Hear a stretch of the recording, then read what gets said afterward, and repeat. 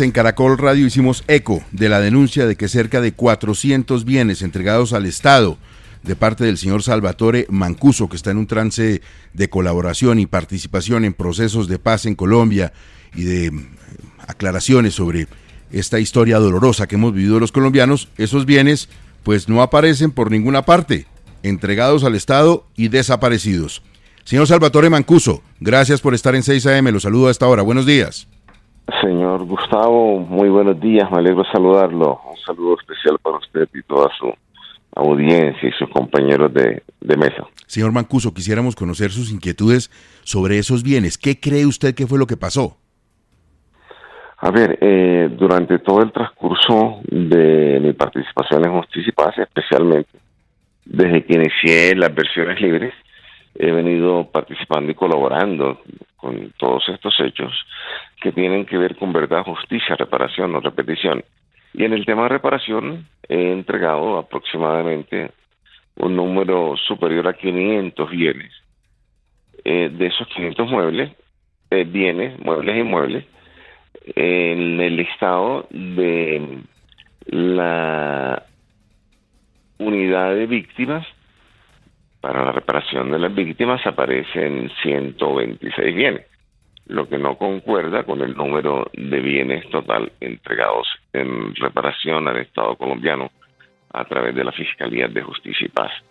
Así que estamos en este momento comprometidos en esclarecer qué sucedió con esos bienes. Unos bienes de esos iban para reparación directa de víctimas, otros iban para restitución, habían sido despojados durante el transcurso del conflicto armado por hombres y mujeres bajo mi mando, bajo directrices directas mías y de mis mandos superiores, y de esos bienes había que restituir algunos bienes.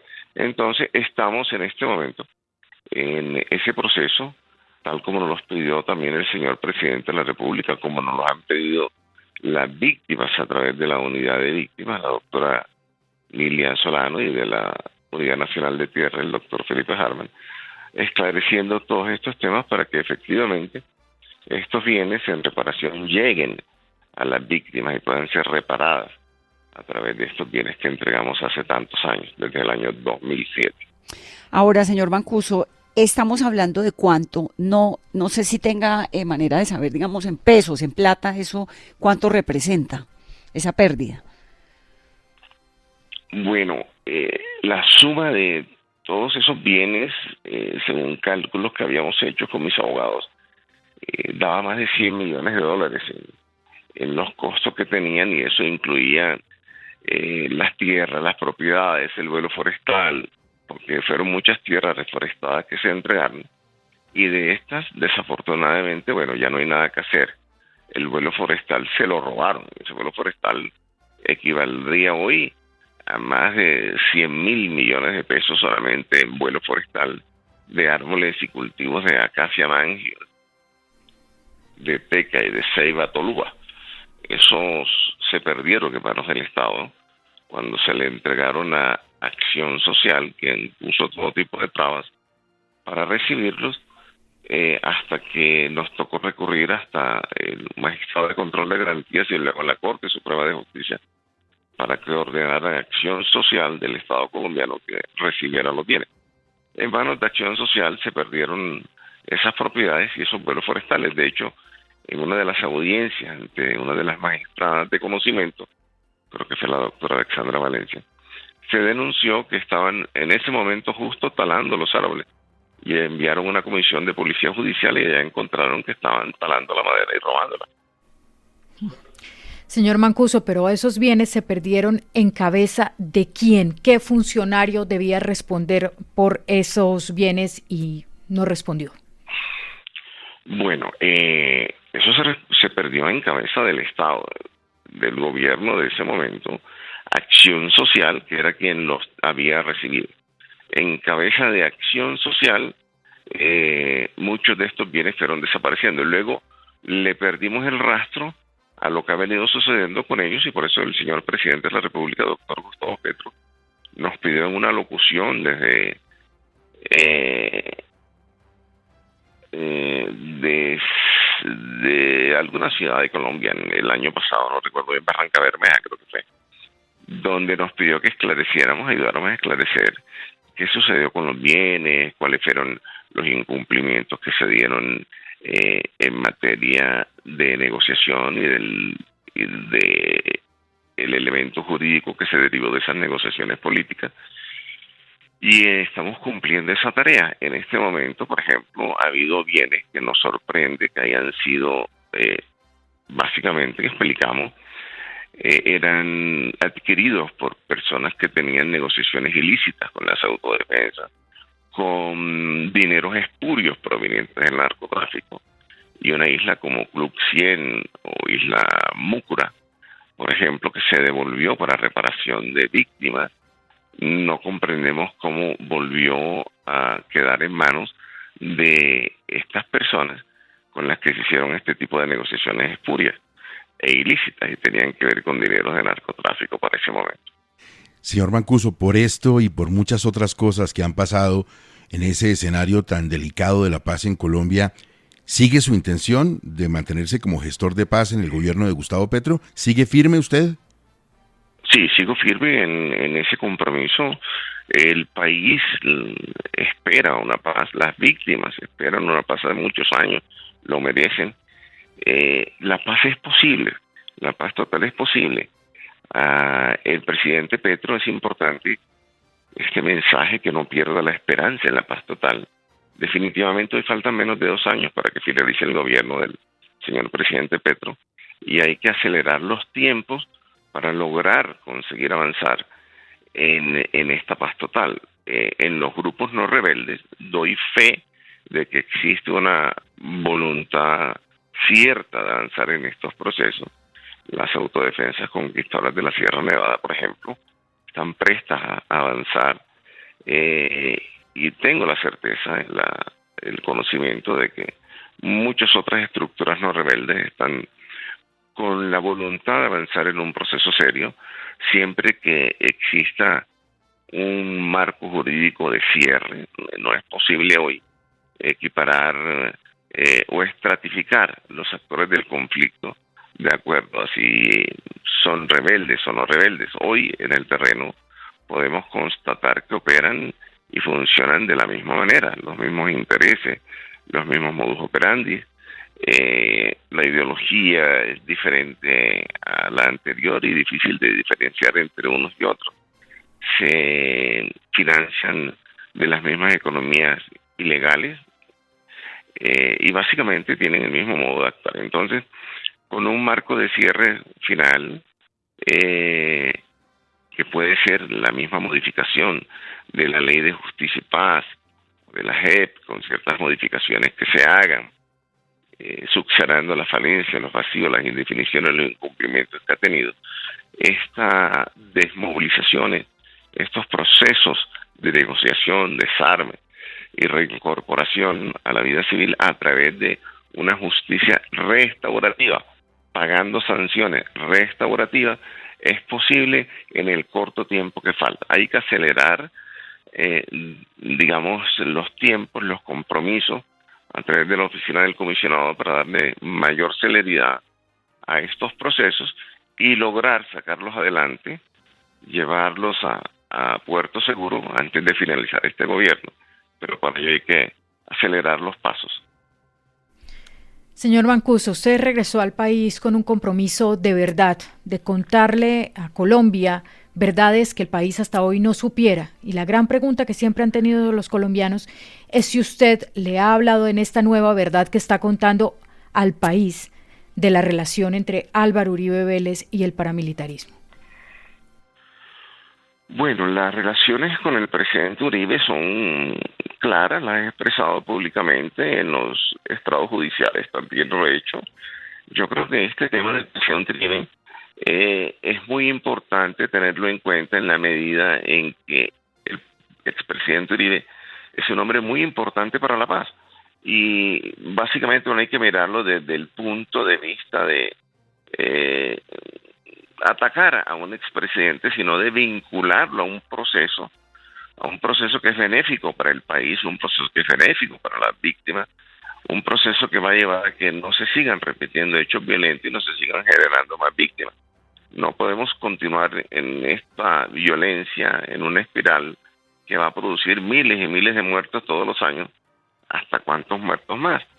Esto hay que pararlo definitivamente, y la mejor manera de pararlo es llamando a que aquellas personas que tienen esa influencia y ese poder político y el conocimiento del conflicto, la magnitud como lo tiene el expresidente Uribe, ayuden y participen en el logro de la consecución de la paz y la no repetición de estos hechos violentos. Señor Mancuso, créame que se lo pregunto con el más completo respeto, en el entendido de que sabemos todos de qué estamos hablando y los colombianos hemos vivido, usted y yo y todos los oyentes, esta situación tan difícil. Una diferencia básica entre Álvaro Uribe y usted es que usted dio órdenes de asesinar personas y Álvaro Uribe no. Bueno, yo con Álvaro Uribe jamás me he sentado a recibir una orden operacional directa, me reuní a través de interpuestas personas, Pedro Juan Moreno, etcétera, y adelantamos operaciones militares en las que definitivamente ordenamos la muerte de personas en hechos militares que se adelantaron. Pero sentarme directamente con el presidente Uribe a que me diera una orden expresa, eso nunca se dio. Llegaron personas que venían supuestamente a nombre de él, y con esas personas se adelantaron operaciones militares que el país y el mundo y las víctimas las conocen. Sí, pero a ver, usted cuando se reunía con estas personas y ejecutaba esos actos, ¿pensaba que estaba dándole algún tipo de satisfacción al presidente Uribe, que esas órdenes venían de él, que esos mensajes venían directamente de él, o tenía sus dudas? Bueno, realmente uno cree en la palabra de quien lo visita, de los emisarios que llegan, efectivamente, cuando tienen la connotación que tenían esos emisarios. Señor Mancuso, oyéndolo está claro que usted comparte algunas de las críticas del gobierno a la Jurisdicción Especial de Paz. Por eso le preguntaría si usted está de acuerdo con lo dicho por el presidente de la República de crear un nuevo tribunal de cierre a pesar de la existencia de la JEP, y si usted además ha tenido conversaciones con el gobierno secretamente con relación a ponerse de acuerdo frente a ese punto. A ver, efectivamente, hoy es clara que la prevalencia de la JEP no existe. La Corte Constitucional, a través del fallo que dirime el conflicto de competencias entre jurisdicciones, entre la JEP y Justicia y Paz, en mi caso particular, no lo conocemos de fondo, pero en las noticias que salen podemos observar que efectivamente hoy esa prevalencia no corresponde a la JEP. Sin embargo, hasta donde tenemos conocimiento, le ordenan a Justicia y Paz que en el término de un tiempo razonable, creo que de un año, no conozco de fondo como no la conoce ninguno de los que estamos aquí escuchando, que tenga que ver de mi entorno jurídico o asesor. No conocemos cuál es el tiempo que le han dado a Justicia y Paz para que termine mi caso, y luego yo pasaría a la Jurisdicción Especial para la Paz. Pero definitivamente Justicia y Paz ni la JEP hoy recogen los intereses integrales de las víctimas. Los intereses de las víctimas están divididos en dos jurisdicciones de justicia transicional restaurativa, y esto realmente va en contra de los intereses integrales de ellos. Así que si queremos cumplir con la integralidad de los compromisos que todos tenemos con las víctimas, y especialmente quienes hemos sido responsables, debemos buscar un organismo de cierre, un organismo jurídico de cierre que tiene que ver con cualquiera de las dos, que se ajusten los vacíos, las falencias, las indefiniciones. Por ejemplo, el caso de Justicia y Paz. No es posible una ley que fue construida para terminarla en 8 años como pena máxima y 4 de periodo de prueba, eran 12. Hoy llevemos 18 años y no hayamos podido concluirla, y que aún se necesiten 50 años más, según los estudios que ha hecho la MAP OEA, para poder concluir a satisfacción con esta ley de justicia y paz o ley 975. En 50 años estaremos vivos los responsables, estarán vivas las víctimas, no lo vamos a estar. Por lo tanto, es urgente un cierre definitivo, porque cuando no se cierran estos procesos que se comprometen tanto el gobierno en representación del Estado con las víctimas y los actores del conflicto, la justicia pasa a tornar en un factor de persistencia del conflicto. Se convierte en un factor de violencia, generador de violencia, porque genera inseguridad. Esa inseguridad jurídica genera muertos, genera asesinatos, ataques, genera persecuciones. Y la ley es clara en estos temas, especialmente cuando hay procesos de desmovilización. Todos los desmovilizados son sujetos de especial protección del derecho internacional humanitario y los derechos humanos, al igual que las víctimas. Por lo tanto, esos derechos deben respetarse, y en este momento, en Justicia y Paz, definitivamente es una de las enormes falencias, de los vacíos, las indefiniciones y los incumplimientos que tuvo ese marco jurídico derivado del proceso político de paz con las autodefensas. En la JEP no lo conocemos cómo va a funcionar finalmente, porque su tiempo no se ha cumplido, pero en Justicia y Paz hace ya muchos años que dejó de ser una justicia transicional y ni siquiera de justicia ordinaria. Ningún proceso de justicia ordinaria toma 18 años para concluir, y menos va a requerir 50 años más para concluirse. O sea, esto dejó de ser hace rato una justicia que haga la transición de la guerra a la paz, y por el contrario se convirtió en un factor de persistencia, de violencia del conflicto armado. Señor Mancuso, a mí me da pena, pero le voy a insistir en algo. Le voy a contar una infidencia. Hace muchos años yo entrevisté a Ernesto Báez en la cárcel de Itagüí y le pregunté por Álvaro Uribe Vélez. Su respuesta fue: Álvaro Uribe Vélez es más paramilitar que Ernesto Báez. Pero en ese momento él me dijo: si usted llega a publicar eso, yo digo que jamás hablé con usted y la voy a desmentir públicamente. Yo hoy le pregunto a usted, ¿usted es capaz de afirmar que Álvaro Uribe Vélez era un paramilitar más? Usted me disculpa lo que le voy a decir, pero parece una fijación, una obsesión lo del expresidente Uribe. Hay que hablar, el papel de los medios no puede ser atizar el fuego. Yo creo que el de los medios también es buscar que podamos encontrar paz, que haya reconciliación, que no se repitan los hechos, que encontremos un punto medio para que afortunadamente de esa manera no se siga repitiendo el conflicto y generando miles de víctimas todos los años. Entonces, el papel del presidente Uribe es muy importante para el país en la consecución de la paz, y aprovecho la ocasión para invitarlo para que nos ayude en este paso tan importante para el logro de la paz y la no repetición en el país. ¿Qué podría hacer el expresidente Uribe? ¿Cuál es el rol que usted le vería en este proceso de paz y de llegar a la verdad, señor Mancuso? El presidente Uribe, en su rol como expresidente y como uno de los actores políticos más importantes y prominentes del país, puede influenciar demasiado en la paz.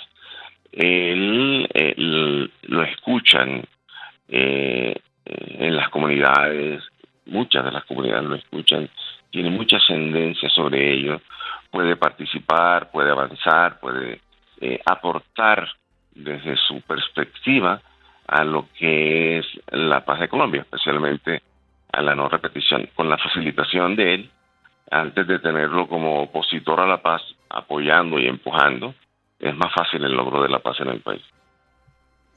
Señor Mancuso, yo le entiendo el argumento de que tenemos que superar esta confrontación permanente y buscar caminos de paz, pero eso no se va a poder lograr mientras no se conozca toda la verdad que ustedes todavía tienen. ¿No le parece que ya va siendo hora de que, por ejemplo, el país conozca lo que usted dijo en los reservados de la JEP, precisamente para que no sigamos otros años más, otros 50 años más hablando de lo mismo? ¿Por qué no decir todo ya, abiertamente? A ver, es que las verdades las hemos contado todas. Básicamente, venimos contándolas desde el inicio de nuestras versiones en el año 2006. ahí están, han quedado en los anaqueles de la justicia. Por eso le digo que los intereses integrales de las víctimas no pueden quedar divididos en 3 jurisdicciones: justicia ordinaria, justicia y paz y JEP. Tenemos que buscar un ecosistema que pueda confluir los intereses completos de las víctimas, donde estas verdades que hemos contado puedan plasmarse y donde los intereses de ella puedan surgir de ahí revestidos de todas las garantías jurídicas necesarias. Entonces, en cuanto a la verdad, se ha dicho toda. Faltarán algunas cosas que no se pudieron reconstruir por la extradición, porque muchos de los excomandantes o de los postulados que tenían la información fueron asesinados. Van más de 5.000 desmovilizados, de autodefensa desmovilizados, y eso es lo que llama la inseguridad jurídica, la inseguridad física que han tenido estos procesos. Justamente a eso llama precisamente que no se haya podido reconstruir una parte sustancial de esa verdad por el asesinato de tantas personas. Entonces, si en este proceso avanzamos, vamos a lograr que todas estas verdades que hagan falta, quizás podamos reconstruir algunas de ellas. El proceso en la JEP, por ejemplo, es un proceso judicial reservado, pero por supuesto que se sabrá en su momento, y por ser reservada, pues hay reserva del sumario, no puedo referirme a esas audiencias que fueron reservadas en la JEP. Señor Mancuso, en algún momento, cuando usted venía para Colombia, yo le hice una entrevista y usted me habló de una serie de fosas con personas desaparecidas en la frontera entre Colombia y Venezuela. ¿Qué pasó con eso? Es decir, en la historia tan dramática del paramilitarismo en Colombia y en el territorio venezolano además, o en esa zona fronteriza, ¿qué nos falta por saber? Vanessa, que le quería saludarla. Me da mucho gusto saludarlo. Igualmente. Efectivamente, ese es un tema pendiente, Vanessa. Fíjate lo siguiente. Tenemos el compromiso de avanzar en la búsqueda de estos despojos mortales de personas desaparecidas en la región del Catatumbo y en la frontera del lado venezolano, donde existen alrededor de más de 200 personas, despojos mortales, que fueron desaparecidos en esta zona. Sin embargo, a pesar de la labor que se ha venido dando desde la Cancillería, desde cuando estaba la doctora Elena Urán Vigedain en la Cancillería, fuimos avanzando y se logró un acuerdo entre el gobierno colombiano y el venezolano, al punto que el gobierno venezolano nos invita a que vayamos a Venezuela y que adelantemos esta labor humanitaria. Pero increíblemente hay una juez de Justicia y Paz del Tribunal Superior de Bogotá, Sala de Justicia y Paz, juez de ejecución de sentencias, que me impide que vaya a cumplir con esta labor humanitaria y esta labor a la que me obliga la ley. La ley de justicia y paz propende por la verdad, justicia, reparación, no repetición de los hechos. Ese es el espíritu de la ley. Y el espíritu de la gestoría de paz va en igual sentido. Pero sucede que desde este juzgado de justicia y paz se impide que yo pueda llegar a Venezuela a cumplir con el espíritu de la ley, a buscar las personas desaparecidas y entregarles los despojos mortales a las víctimas, a sus familiares. O sea que desde la justicia colombiana, desde Justicia y Paz, se impide que yo cumpla con los compromisos que tengo con las víctimas, como miembro o participante o compareciente o postulado de Justicia y Paz, y también desde la perspectiva de la gestoría de paz. En igual sentido, se me impide desde allá que yo vaya a facilitar las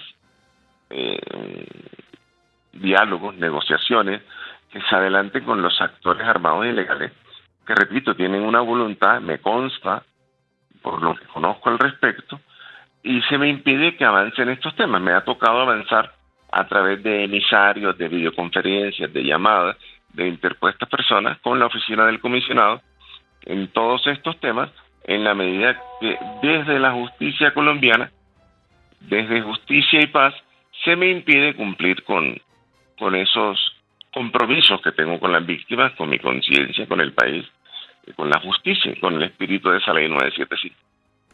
Señor Mancuso, ahora que regresa al país y que parece que han cambiado muchas cosas, pero que uno ve y todo sigue igual, mi pregunta va a lo siguiente. 20 años después de que ustedes casi que se adueñaron del Congreso, de los partidos políticos, hoy los hijos, esposos, hermanos, primos, familiares siguen en el Congreso, siguen en esos mismos partidos políticos y con el mismo poder político en las mismas regiones. ¿Usted cómo ve este fenómeno?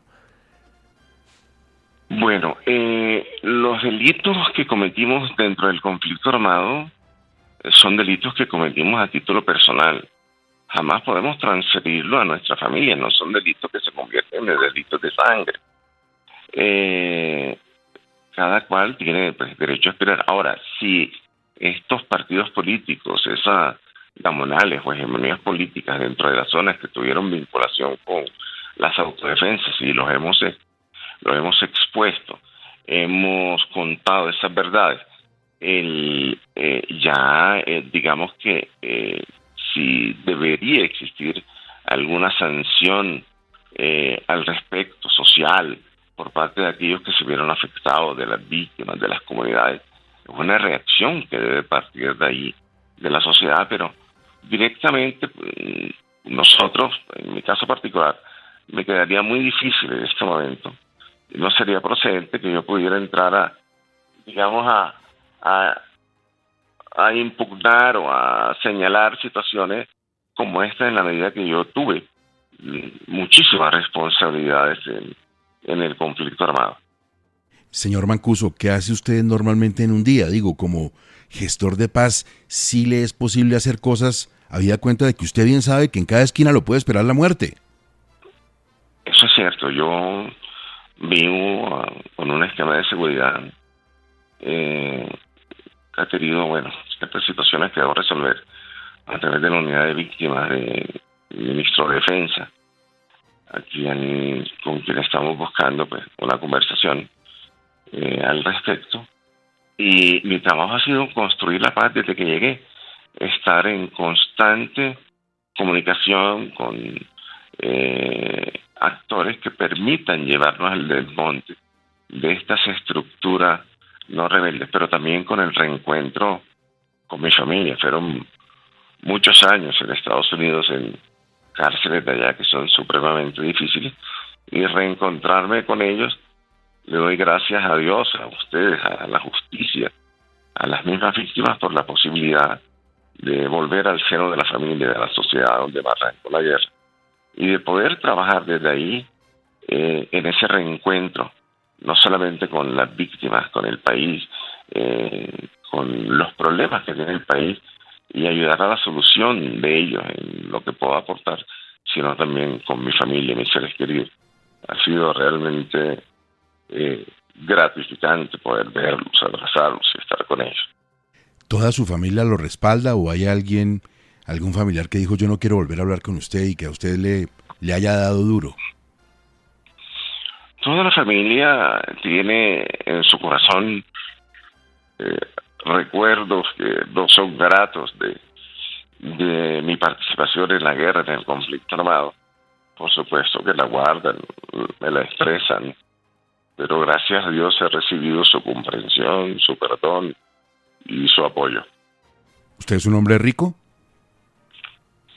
Bueno, yo digo que soy un hombre rico porque tengo grandes afectos, grandes amores de mi familia, de mis seres queridos, de amigos, de las víctimas con quienes he podido verme cara a cara, recibir su perdón, su apoyo, y eso me convierte en un hombre rico, lleno de esperanza, lleno de compromisos para poder avanzar en esta lucha tan importante que es lograr la paz y la reconciliación de Colombia. ¿Y económicamente de qué vive?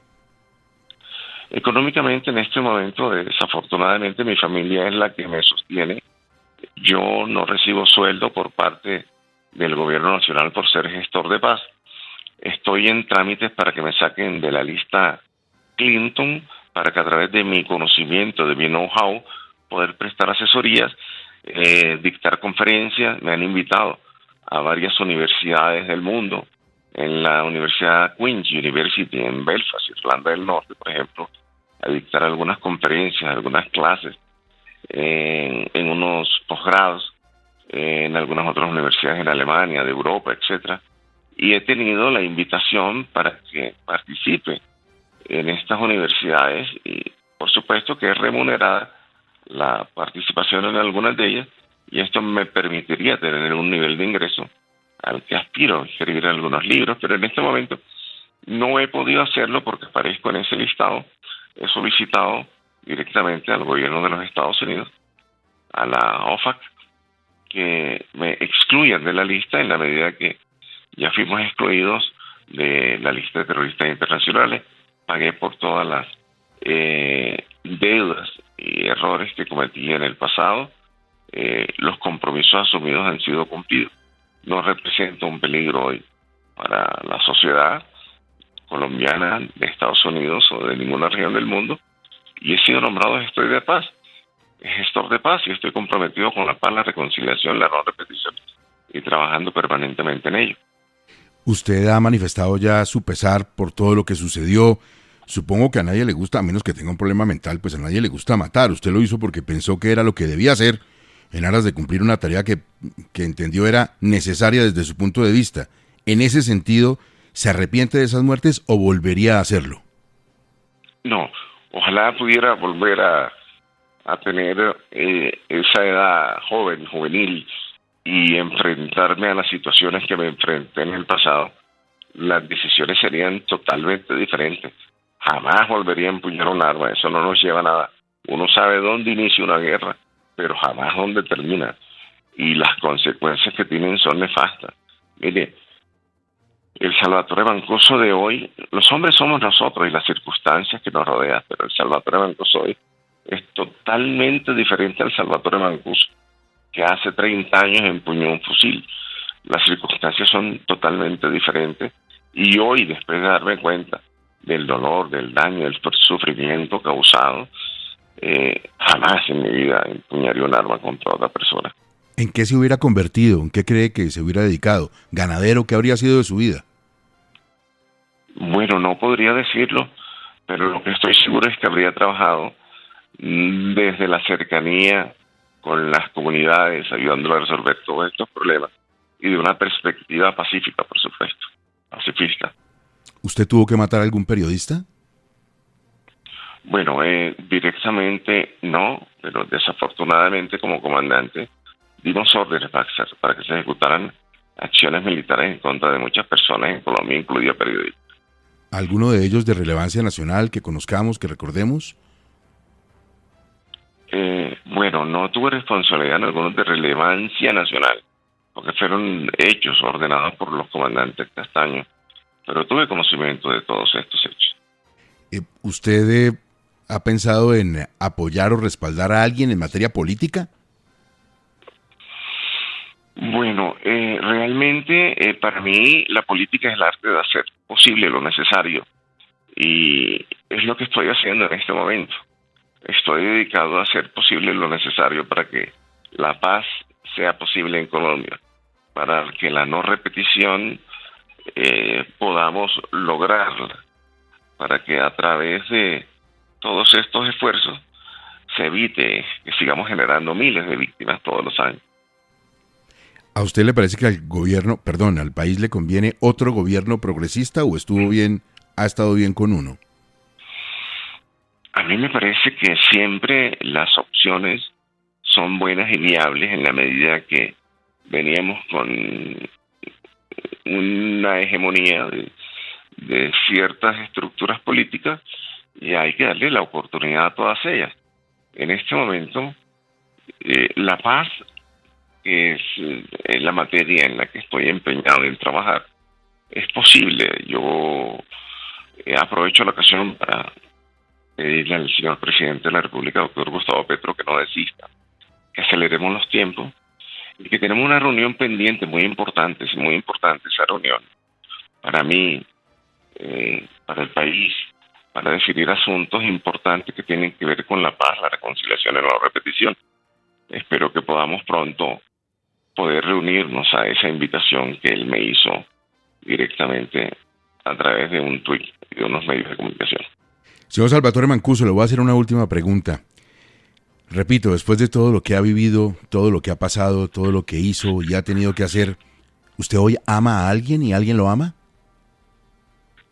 Pero sí, a mi familia, a mis hijos, personas, por supuesto, que amo la vida de las personas.